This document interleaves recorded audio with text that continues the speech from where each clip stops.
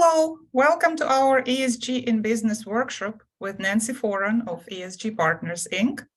My name is Julia Demisch. I'm an expert development executive at Invest Nova Scotia, and this is my 10th year at Nova Scotia Business Inc. first and now Invest Nova Scotia. I am part of the expert development capacity building team. I focus on expert education and training, on planning and organizing seminars and workshops to increase expert capacity of Nova Scotia companies.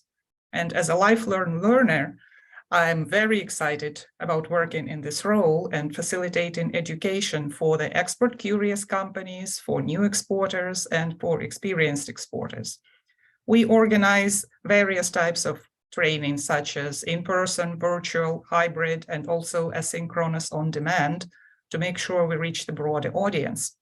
And we also cover a wide variety of topics, including expert pricing, scaling your value, competitive intelligence, diversity, inclusion, sustainability, and many more.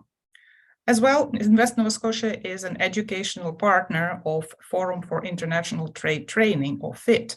We deliver a suite of FIT skills training courses, successful completion of which leads to Certified International Trade Professional Designation, or CITP, which is the highest level of professional accreditation for international business and trade professionals in Canada.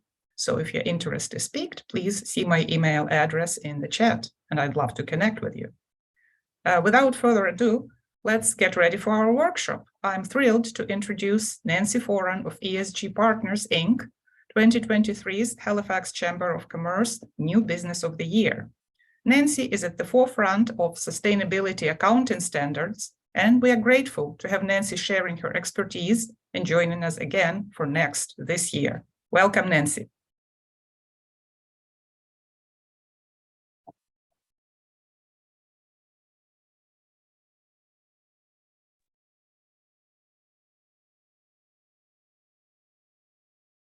Great. Thank you so much. And it's wonderful to be here. So I'm going to do my first technical challenge of the day and share my screen. And hopefully you guys all can see it okay. Here we go. Wonderful. Okay. So again, it is a pleasure to be here. And thanks so much, Julia, for the introduction. And I'm going to be introducing the topic of ESG. So for those of you who are quite familiar with the topic, have maybe attended one of these webinars before, some of it may be a refresher. And if so, then hopefully as we get towards the end and we go into the case study a little bit, which will be brief, you can add some more insights there. So what we'll be doing is we'll be talking about ESG and how integrating it into strategies and risk assessment models will help business performance and help you to prepare for exporting and overseas markets and attract investment. So before we get started, or as we get started, let's just take a minute to talk about what is ESG. We're hearing an awful lot about it, so let's talk about what it is. So for a minute, just take a think about which HR policies maybe you have in place at your organization. Do they include diversity, equity, inclusion, accessibility? And what about workplace safety policies, supplier agreements, customer agreements? What are customer expectations starting to evolve to? Do they consider elements beyond financial transactions? And what are some of those expectations? Remember a few years ago when Volkswagen got into a problem when it was misstating their emissions, and Tesla recently got into some controversy, if you will, last year over racial discrimination and safety violations. And currently we're paying close attention to what's going on with Shell, where the board is being taken to court by major institutional investors over concerns that the board may not be exercising their fiduciary duty and moving to a low carbon economy fast enough, and therefore remaining focused on potentially an unsustainable industry. These are all ESG issues. So what exactly is ESG? Well, it refers to the environmental, social, and governance factors that can impact the long-term sustainability and societal impact of a company. When we talk about environmental issues, they include climate change, energy management, emissions and biodiversity, social issues surrounding labor practices, human rights, product safety, employee health and wellness, diversity and inclusion. Governance covers areas such as board oversight, risk management, ethics, compensation policies. It's what focuses a company's leadership on how it guides the company to have a positive impact or reduce its negative impact. The acronym ESG was actually first coined back in 2005, and it was from a British law firm who wrote a report for the United Nations and their Environmental Program Finance Initiative. And it argued that the use of ESG factors, so factors around environmental, social, and governance, in financial analysis was absolutely compatible with an investor's fiduciary responsibilities. The idea that incorporating ESG data would help protect investments by avoiding those material financial risks from things associated with climate change, worker disputes, human rights issues within supply chains, poor corporate governance, and resulting litigation. The adoption of ESG started with the investment community's need to have an objective approach to use in decision-making to ensure that the risks and opportunities facing an organization were fully understood, and in the case of the investment side, that portfolios were being properly priced. 2020 saw quite an acceleration, and we started hearing a lot more about this topic. And again, with the investment community, taking action towards integrating sustainability into their decision-making. In 2021, leading up to the United Nations Summit, the Confederation of the Parties, focusing on climate, it was in Glasgow, it's called COP26 for anybody who is sort of monitoring that.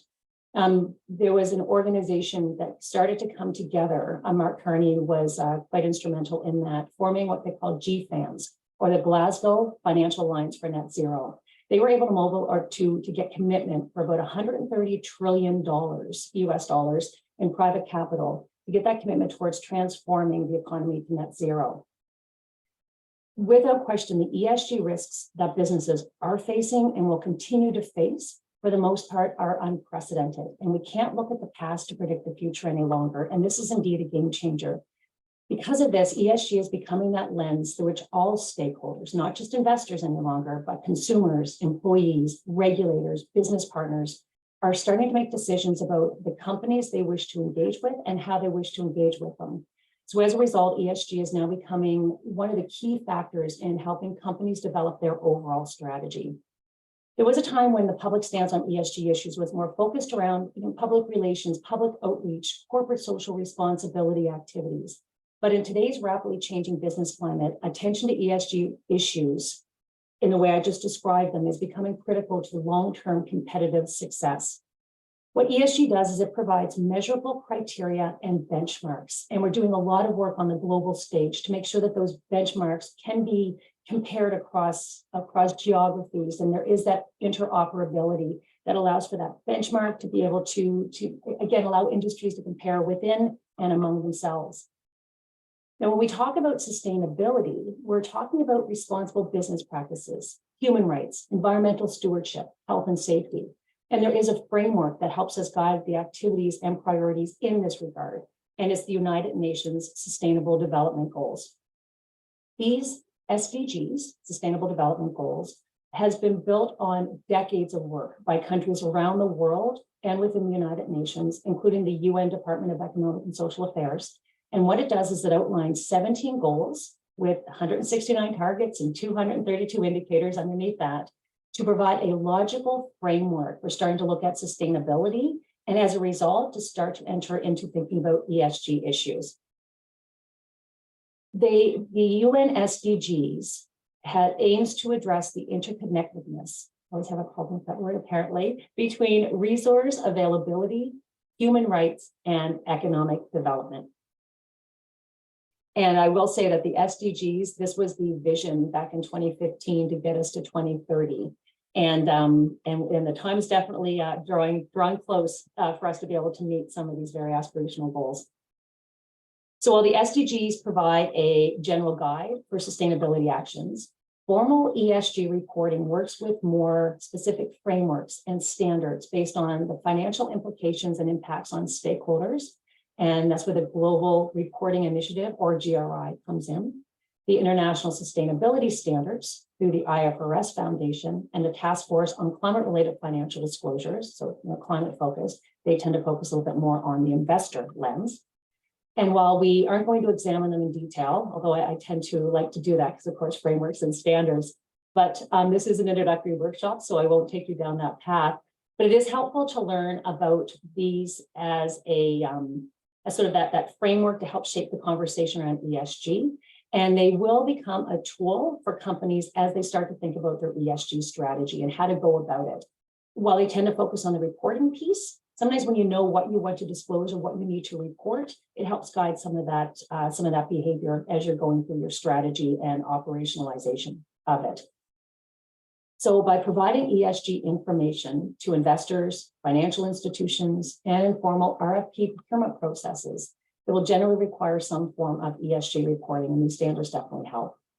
One thing I like to say about the IFRS sustainability standards, there's just some great momentum and some I guess, advancements that took place over the last couple of weeks, where there's now approval to have a commonality to provide a global benchmark for how we'll be assessing, measuring, and reporting on sustainability performance and climate action. So standards will come into place by end of June of this year, and then be phased in January of next year. Now, of course, those are just from the standard setter side. It's up to countries, companies, and regulatory bodies to adopt them. But that's definitely going to be in place should that be the path that we go down as a country and the companies within it.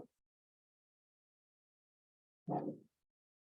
So why has ESG reporting even gotten to this point? And it's because, as I mentioned earlier, ESG issues do transpire and do translate into financial issues in the short, medium, and longer term. And it does cause financial impacts to the business, to the economy, and strategy and reporting can help to mitigate some of those risks. So ESG risks are rapidly changing, and they are much more prevalent in today's economy. So this is how it's playing out on a global stage. The World Economic Forum puts forward a global risks report every year. And just in January, they issued the 2023 report, highlighting how 8 of the top 10 global risks to business over the next 10 years are ESG related.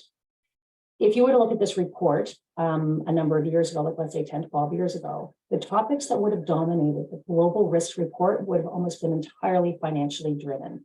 So we're starting to see now how environmental and social issues are definitely taking center stage on sort of that global scale. Now, if we look at it over the next 2 years, sort of that first column, of course, we're expecting to see, some other issues coming out, geoeconomic confrontation being top of mind, and rightly so, given what we see going on in the world today. But over that 10-year horizon, we definitely are focused on those E&S issues, if you will. So regulators, financial institutions, employees, customers, they're all increasingly expecting organizations to have a plan to identify and manage these issues and the corresponding impacts.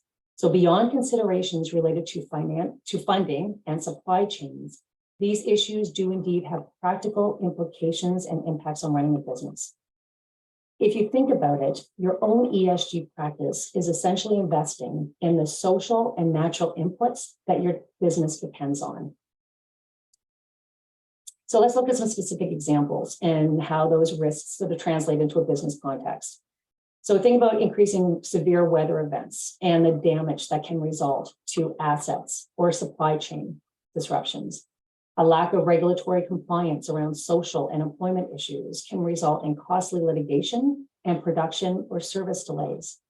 Ineffective governance can also result in costs of litigation, various fines, and reputational challenges and issues. And reputational damage, of course, then transpires into those financial impacts because of loss of social license to operate, if you will.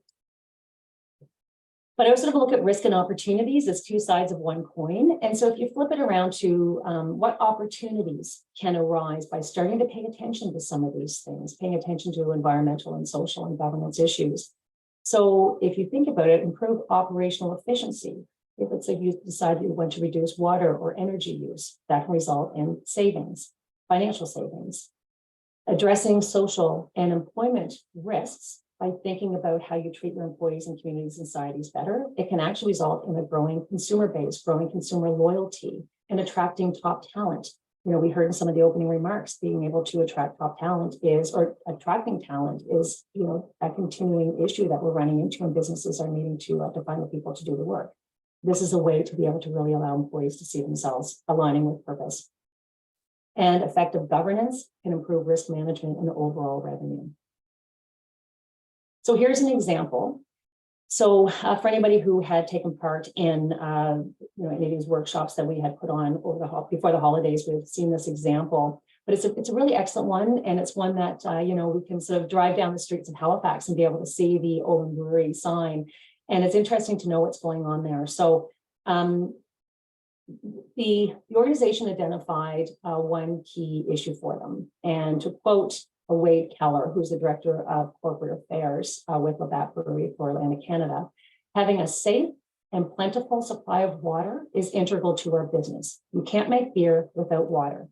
So think about that. So water is a precious resource. It could be a limited resource as we start to look around the globe and seeing some of the pressures that are happening. So what they've done is they've implemented annual targets for all the breweries in Canada and around the world to reduce the amount of water they use. In Halifax, in the 10 years from 2012 to 2021, they reduced their water usage from 4.7 liters of water per liter of beer down to 3.7 liters of water per liter of beer. What that transpires into is they're now saving 80 million liters of water per year compared to 10 years ago. So to put that into perspective, that's enough to fill 32 Olympic-sized swimming pools. The environmental benefits are obvious, and also the improved efficiency means substantial savings on their water bill. And some of the solutions have been fairly easy to implement. So it's not always about implementing new technologies or new innovations that come with a massive capital price tag. Sometimes they can just be right in front of you. So one example of one of those sort of right in front of you type of issues, but you have to sort of step back to be able to see it, is they rinse their tanks 3 times after each brew. And the water used from the third rinse is relatively clean. So now what they're doing is they're reusing that into the first rinse of the next brew. That saves hundreds of liters of water with having no impact whatsoever on the quality of the product. So they're finding that most of the technology or the new technology or equipment needed to make these improvements, they pay for themselves within a couple of years. And what's so important to highlight is this has become a point of pride for their employees, with many of the water saving initiatives coming from the workers on the production floor, because they see it and they know what they can do. And so it's empowered them to make suggestions and help find solutions and to create a much more innovative culture. So they've also shared their best practices with other Labatt breweries. And now there's an annual competition for water savings within their network. So it makes it kind of fun and keeps that competitive spirit. So while their number one goal started as protecting a valuable natural resource, it has the added benefit of saving money and building employee engagement. So there's the opportunity side of that. So now we're going to move to the business case. So we've looked at the individual components of ESG, but putting those together into that overall picture and why a business should care, essentially. As I mentioned, ESG practice is your own investment as a company in the natural and social capital inputs that your business relies on. So to explain that a little bit more, over half of the world's GDP is moderately or highly dependent on nature and the services that nature provides. So think about that. So that reliance on nature and biodiversity represents over $44 trillion in economic value generation. And that economic value generation is highly exposed right now to the risk of nature loss. So that's why we're starting to hear a lot more about biodiversity and protecting our nature and our natural resources. Daily, we are provided with reminders of the risks associated with climate change. Hurricane Fiona, Hurricane Ian in Florida, we're seeing it. And also, we just have to look at, here we are in March, we're finally getting a couple of snowstorms, right? So things are definitely shifting and changing, and it's hard not to notice that. But it's not just around climate, it's also civil unrest, societal inequalities. The COVID-19 pandemic shone a light on so many issues that have been just sort of hidden beneath the surface for decades. And now we're also seeing such ongoing uncertainties around geopolitical instability. Businesses need to understand and adapt to it and know how they can still retain their resilience so that they will still be here 5-10 years from now. And so these recent years have highlighted the importance of sustainability and environmental, social, and governance consideration in unprecedented ways. So if I go back again, thinking about the World Economic Forum, that was looked at those global risks report, they also recently issued a report that was able to uncover the fact that many industries also have significant hidden dependencies on nature within their supply chains. So they may actually be at more risk of disruption disruption than what they would have expected. So really staying on top of these issues and being aware of them is the first step in being able to create that resilience within businesses. And these are businesses at all sizes. So when we talk about what can it do? So again, building that so what, the business case, if you will. And this is not to convince you, this is just, actual information. Improving financial performance. So by looking at resource use, by looking at your risk areas in social programming or community engagement or around climate change, you'll lower the cost of operations with increased efficiencies, reducing waste, reduced resource use, and also helping you to predict so you can avoid catastrophic losses. Drives competitive advantage by improving your stakeholder engagement, by knowing what matters most to those who matter most to you is so fundamental for businesses, and being able to make sure you create those really strong relationships. And fostering innovation by looking at new ways of doing things and building customer loyalty. Improving risk management by being able to proactively identify, mitigate, and sometimes lean into some of those operational risks to create opportunities. Increasingly, we're seeing how looking at ESG increases access to capital. There's a lot more pressure on financial institutions in Canada and around the world to start making sure that their lending activities does result in the behavior that we want to see as a society. And so capital is often now being tied to performance or tracking of environmental, social, and governance issues. So it often is resulting in lower costs of borrowing, banks, giving incentives for things, or penalties if companies aren't paying attention to these things. So higher cost of borrowing. Also, by engaging in this, it enhances your investor relationships, making more of an investment more attractive to investors, because you are seen as reducing your, you're having a perceived reduced risk profile, if you will. We've already talked a little bit about how it strengthens brand and image, that reputational impact, being able to also open up new markets and strengthening sales, creating that loyalty. And again, I can't reinforce enough about attracting and engaging employees. By employees seeing that they are important to your business core and that they can align with your purpose and they can be more productive, they will be more loyal and easier to be able to attract and retain. So we start thinking about the businesses. I think in the opening remarks, it was mentioned that Nova Scotia, there's over 30,000 small, medium-sized businesses. And without question, they are indeed the background of our economies and societies, both provincially, regionally, nationally, and globally. So while the challenges they face may be unprecedented, so too are the opportunities. SMEs are able to move quickly, make decisions around their strategy, and they're relatively close with their staff, customers, and other stakeholders, which allows for deeper understanding of their needs, and the adjustments that they need to make can be made, in a more nimble way and be able to make accordingly based on the information that they're seeing. So while some people or sometimes we may have this perception that, oh, if only we're a larger company, that's not always the case. You can be more nimble as small and medium-sized enterprises. And also being in Nova Scotia, where the opening remarks from our minister had reinforced, being a small province also allows for tremendous opportunity that I think sometimes we don't, really embrace as being such a great strength. And so by focusing on a broader range of issues, SMEs can ensure succession by reinforcing the business's long-term viability, making it fit for the next generation, and increasing the business's ultimate sales value.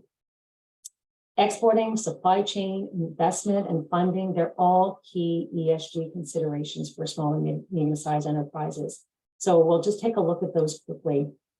So when we start to think about exporting, small and medium-sized enterprises are present in the value chains of all large corporations. And I don't know if we can find one business here in Atlantic Canada that isn't part of a supply chain or a value chain in some way.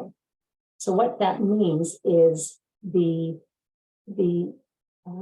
impacts of an SME in terms of ESG will have an impact in that broader chain.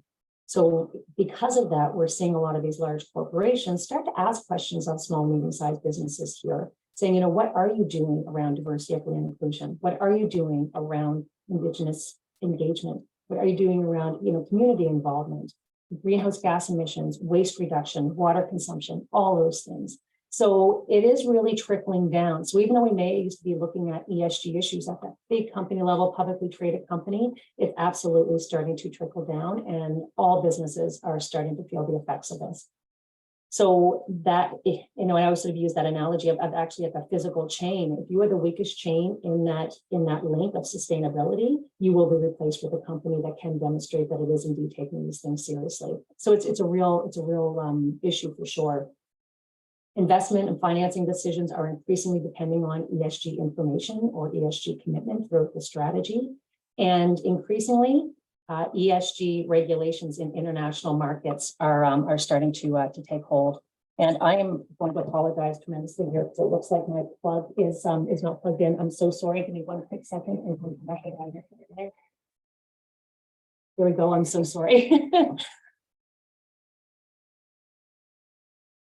And then when we start to think about exporting, since the pandemic, we continue to experience ongoing supply chain disruptions, and it's been exacerbated by the extreme weather events, civil unrest, social sort of underlying sort of issues that we're seeing, and then also the geopolitical instability that's ongoing.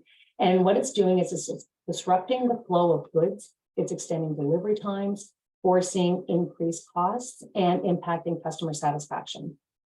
Regulation is also impacting supply chains as it relates to social and environmental issues.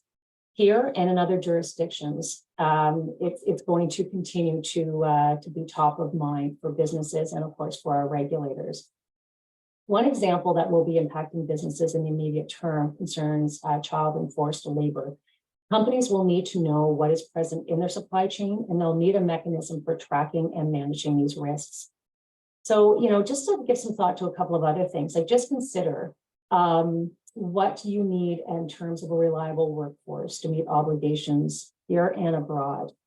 Climate and transportation and how pandemics and weather events could impact your reliability in terms of your transportation and getting your goods and products from point A to point B. Who do you partner with? What labor practices are they using? How could their decisions impact you and your reputation as a company? What emissions are being caused? Greenhouse gas emissions, top of mind for so many investors and companies. And how are they being tracked? How are they being, looked at in ways to reduce those emissions? Indigenous relations and how are companies engaging with our Indigenous communities in a purposeful way? And changing regulations, how might they trip you up if you're not paying attention to them? What fines and penalties could possibly impact you if you're not paying attention or not staying ahead of what might be to come? And of course, diversity, equity, and inclusion in the supply chain, market-based reputation, and your impact on your stakeholders, investment attraction. All of these issues are definitely starting to take hold and see how they will translate into financial implications moving forward. So investors, all participants in your supply chain, customers and employees and regulators, they'll start asking you these questions, and you need to be able to make sure that you're staying ahead of it. So talking about investors for a minute, access to capital is so important for SMEs. And the more risks that are identified with ESG metrics, the harder it will be to secure financing and investment. 75% of private equity firms have walked away from investments that raise ESG flags. ESG risks, as I mentioned before, are financial risks. Venture capital, private equity, they want to invest and work with viable businesses where they can form strong, productive relationships. Over 50% of private equity firms use ESG criteria in searching for investment opportunities. Private equity, venture capital, they do seek those relationships that achieve long-term multi-stakeholder value. It's not just about turning a profit, it's really about creating that long-term value. And the growing community of private equity and VC firms are working together to share an understanding and develop frameworks that will help companies and venture funds be able to start to assess ESG, again, fit for purpose, fit for size. There's a lot of work going on in that now. Again, showing it's not just a big publicly traded company issue. It definitely does hit all aspects. And staying ahead of regulation for commercial advantage is so important. And for example, European private equity firms are leading the way in adoption with 66% of their private equity firms really engaging in this conversation around ESG and how they assess the companies. And other jurisdictions are very quickly catching up, and especially as they want to do business in Europe too, they have to.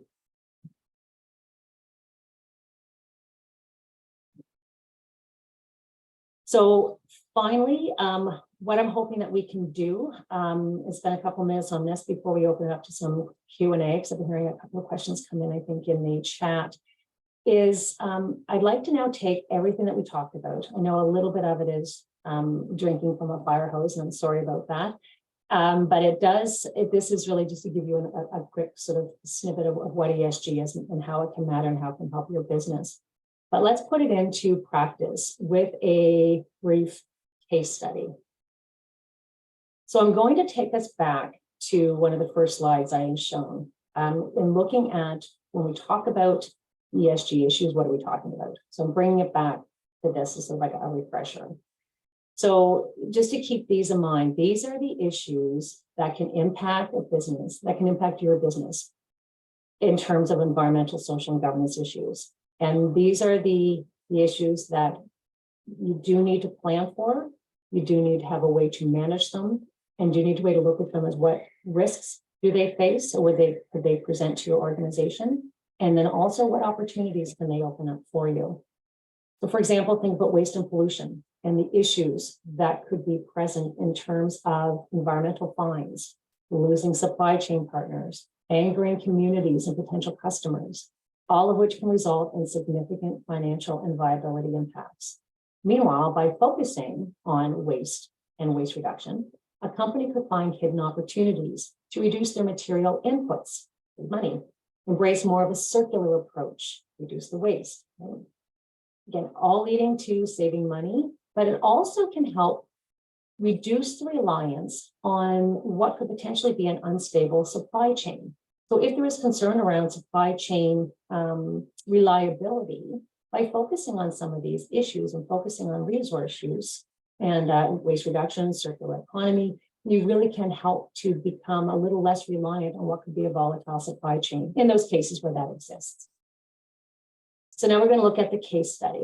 Again, fictitious company, but just to sort of draw out some issues that might be, sort of interesting for us to reflect on. So make-believe company, Nova Scotia Winds. It's a renewable energy company that develops wind farms in Nova Scotia. They are currently looking to develop a new site. The new wind farm will have 22 turbines and be located on 120 hectares of currently wooded land. The turbine parts will be ordered in from locations from outside of North America. Local contractors will be employed during the construction phase for general transport and labor, and specialized engineers from Nova Scotia Winds and elsewhere will conduct and oversee the assembly and the sitting of the turbines. The land that the farm will be located on, the wind farm will be located on, is rural and quite remote. And it's adjacent to two small communities, an Indigenous community and a conservation land, a parcel of land owned by a local land trust. The area is projected to continue experiencing changing precipitation and temperature regimes related to climate change over the next 20 to 30-year lifespan of the project. Nova Scotia Winds has an office in Halifax with 10 core staff members with specialized skills and training. The development is owned by the project company as a special purpose vehicle, and also has an intermediate, or also there's an intermediate holding company involved. So I'd like you just to take a couple of minutes to reflect on this case, thinking about the material issues, and to give some thoughts to what issues you believe Nova Scotia Winds may begin to face or should start to think about from that ESG lens. So here's a slide that's up for you. And I'm just going to pull up the chat here and just to see if we can get, I'm not seeing the full chat, but I'm trying to get this here. If everyone could put in their thoughts as to what they believe would be some of the key issues that Nova Scotia Wind will be facing. I'm just going to take a couple of minutes.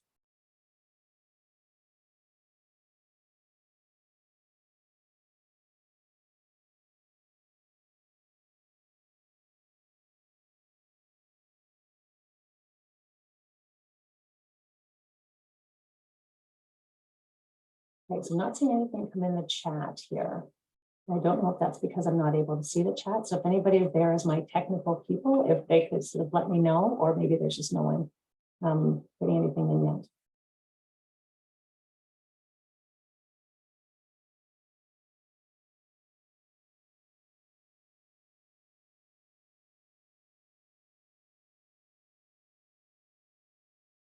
Okay. So I guess what I'll do is I'm going to, rather than take too much time, if no one has anything sort of immediately coming to mind, let's start first thinking about even just the land clearing. So if they have to clear land in order to be able to put up this wind farm, think about what impact that might be on biodiversity. Will they be impacting key migration routes? Will they have to cut down trees? How many trees will they have to cut down? These are all those environmental issues that they will need to think about and reflect on. Again, something that I didn't mention before, but something to keep in mind. And even as we think about like how I mentioned earlier about Tesla and some of the challenges it's facing, it's not always about the what that a company's doing, but it's about the how. So again, a wind farm producing renewable energy is fantastic, but it's always too about the how. How did that get produced? How did it get there? And that's what companies are increasingly being held accountable for. So also think about greenhouse gas emissions. So while absolutely renewable energy will result in really less carbon being produced as a result of that energy source, but how are the turbines themselves being produced? How much emissions have been generated, or how much carbon has been generated as a result of actually producing those turbines? Again, that's one of those key issues that would have to be thought about. Okay, I do have one of the comments here talking about environmental concerns as of the land trust and the local Indigenous communities. And absolutely, so would by clearing some of this land for this farm impact the livelihood of of the surrounding communities, if there's other farms, if Indigenous communities, the use of the land and needing to use that land to continue with access to their own resources. So yeah, absolutely. Even think about things like water. Will there be any impact on surrounding water systems by virtue of putting these things in? Talked a lot about how there's going to be a lot of environmental changes happening. Drier temperatures, drier climates, changing in precipitation, all of those sorts of issues would definitely have to be taken top of mind.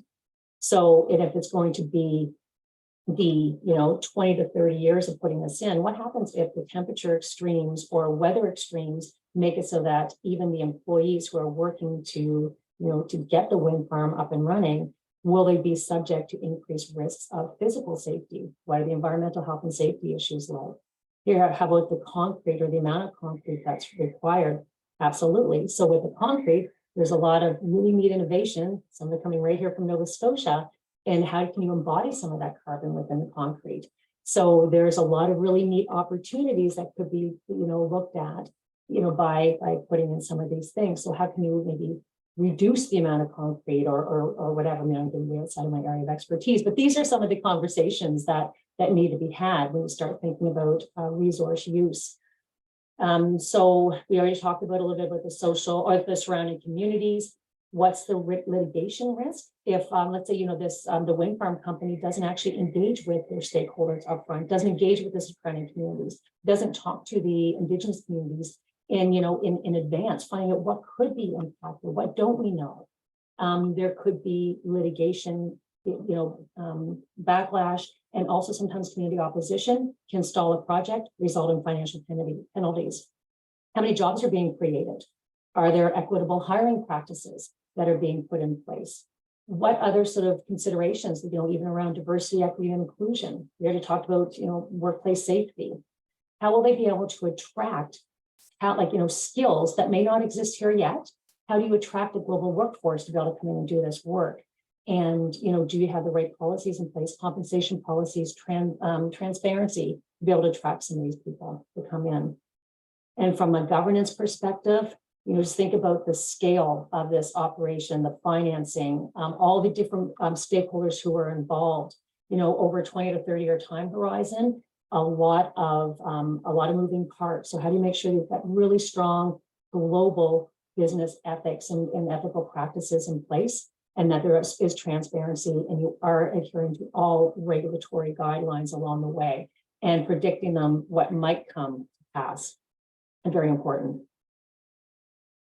So unless anybody has any other comments about this, I don't see anything else in the chat. So what we'll do is we'll just provide a quick recap and then open it up to some question and answers in the last few minutes that we have. So I'll keep the chat up though, just in case anybody else has anything else that they want to add to that. But hopefully what that does is it just sort of puts into perspective, what are the issues? How does it actually come to pass? And one of the things we didn't talk about too, when there's actually that construction's going on, there was a comment about concrete. What about the waste that's being generated on the site? How is that being managed? How is that being minimized? How is that being repurposed?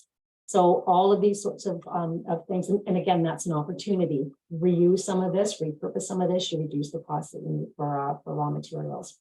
So many issues. We could spend probably a half a day on this, but we don't have that much time. So I'll move on. So we are going to wrap things up, just that we do leave about 10 minutes or so for Q&A. But just to sort of recap, what we've done is we've learned a little bit about ESG, how it impacts your business, how it's having implications across the supply chain, how it's posing unprecedented threats, and also opening up new opportunities that we sometimes, in many cases, didn't even predict as being opened up 5-10 years ago. And then we sort of looked a little bit at the case and how you might be able to start to think about this from an actual practical perspective. It's definitely an iterative process, and it will be ongoing over time. No company is going, no matter how big or how small, is going to wake up and say, yeah, you know what, we're going to get this right first time around and be able to have it all locked up tight.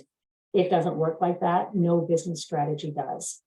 So you'll definitely be adapting your approach based on dynamic conditions, many of which may be out of your control, many of which you don't have the past to predict future trends. And quite often the data and the information to lead to you making decisions around these areas is going to be less than ideal or even available at all. But you can plan, you can start to think about different scenarios. You can start to think about how you can become more resilient as an organization. So looking ahead, I just want to share a couple of thoughts into possible next steps you can think about. Again, thinking that there may be a sort of a sense of, how do you even get started? So when you start, just start to think about those environmental, social, and governance issues that may be relevant for your company or for your organization. Which ones may pose the greatest risk to your operations and to your reputation? Again, think about that wind farm. One of those key areas that think about community engagement and the importance of engaging with the community and the surrounding communities, given the impact this wind farm may have to your surrounding neighbors. If you don't involve them, you don't involve the land trust, you don't involve the Indigenous community, you don't involve the broader community all around you, think about the implications that could have. And that's just one issue. So really to think about what's most relevant and what could really impact your operations, your ability to move forward. And what would also offer the greatest opportunity in terms of innovation, products, partnerships so important, and stakeholder engagement. Some key factors to consider, things like direct financial impacts and risks. Think short-term, medium-term, long-term performance impacts. Of course, the longer term you go, the harder it is to predict. So, just work within what you can possibly wrap your head around as a company. What if this scenario happened? How would that impact us? Start thinking about some of these issues today. Think about what's going on in your industry. What are the industry norms? What are some best practices that are being put forward? There's a lot of companies around the world doing a lot of great things around ESG. So look to those peers, look to some of those other companies who are doing some things. Look at your competition. What are those competitive drivers? And again, look at your peers with similar issues and how they're responding to it. What are they tracking? What are they deeming as being priority areas? From a regulation perspective, we are starting to see regulation dictate and put some more structure around a lot of these issues. So understand what they may be, what they're going to be, and try to make sure that you're ahead of that. From a technological standpoint, there's so many opportunities for innovation. But again, think about that Olin Brewery example. It doesn't have to be massive technological advances that get you thinking more innovatively. Sometimes it's just engaging with your employees who know the most about what you're doing and start to find some really great solutions that are innovative, but they don't always have to come with a large price tag or big technological investment. And stakeholders.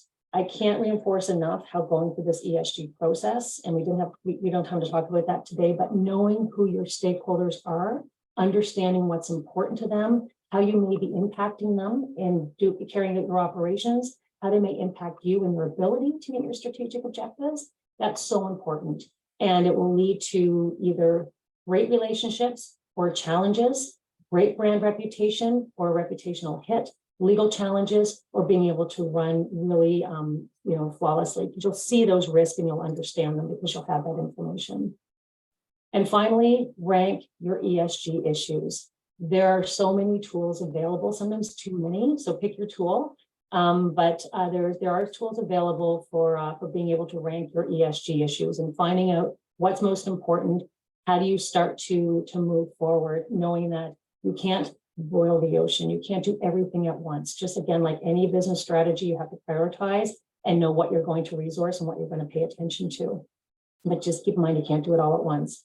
So my advice is focus on 2 or 3 areas within each of the environmental, social, and governance pillars and start to move forward on those. And don't be too shy to just look at the low-hanging fruit. If a small organization, 3 or 4 people, start to think about, what environmental impact could you have by just putting in a recycling program, turning off your computers at night, making sure that the lights are turned off, embracing maybe more virtual model.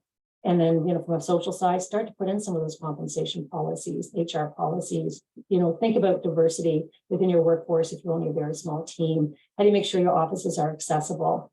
And then from a governance perspective, can't reinforce enough, put in that structure to make sure you'll be transparent. And you can think about all of those regulatory impacts to your business so that you don't have to start thinking about them after when you're really scaling up and growing fast.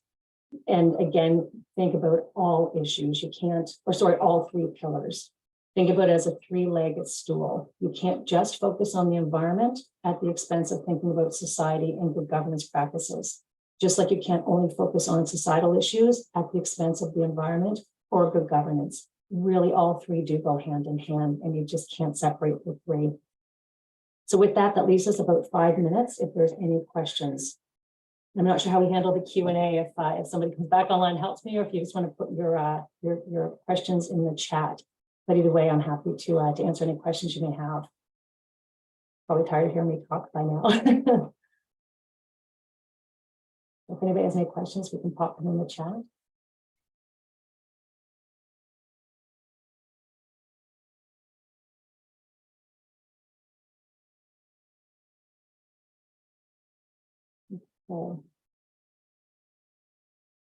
So if there's no questions, if you have any questions later on and you sort of think about, I wish I would have asked that in the webinar, or perhaps you just don't want to put it in the chat because it's a little bit too complicated to put it in, then, feel free to reach out. My contact information I see is up there on the screen. So feel free to reach out. Let me know, what your issue may be. Happy to hop on a call, or what have you. So anyway, I just want to thank you so much for your time. And I believe that once we end this, you'll be put right back into the lobby, and then you'll be able to go on to your next session. So again, thank you very much for attending, and hopefully you learned something and I didn't overwhelm you with too much information. Okay, great.